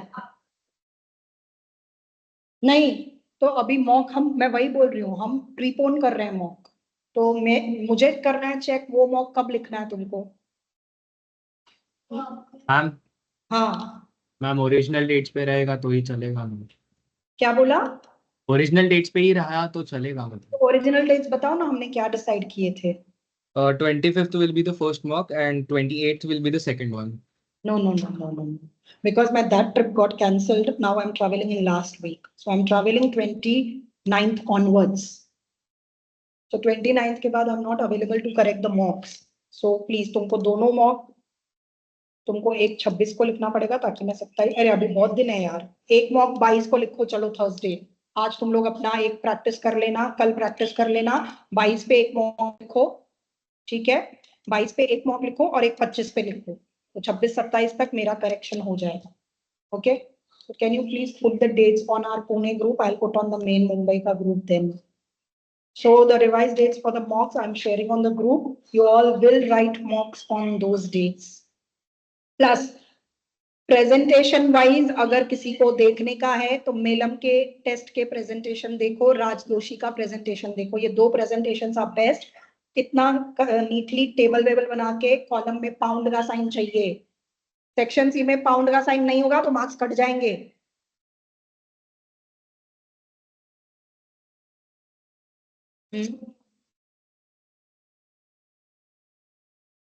Pound का साइन नहीं नहीं, let's stick to what we have said. Pound का साइन लिखता है, कॉलम के ऊपर ही तो डालना है तुम्हें, और एक बार डाल दोगी तो बाकी सब जगह कॉपी पेस्ट ही करना है। So it is not a very big task to be done. So pound का साइन हम रखेंगे हर एक कॉलम के ऊपर, ठीक है।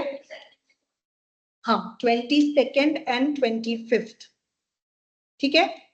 22nd and 25th you will be writing 2 mocks on which I will be giving the feedback. Done, everyone? Any questions? Okay, all the best for your preparation. I'm available on WhatsApp. You can send me your doubts anytime. Bye, everyone. Bye, ma'am.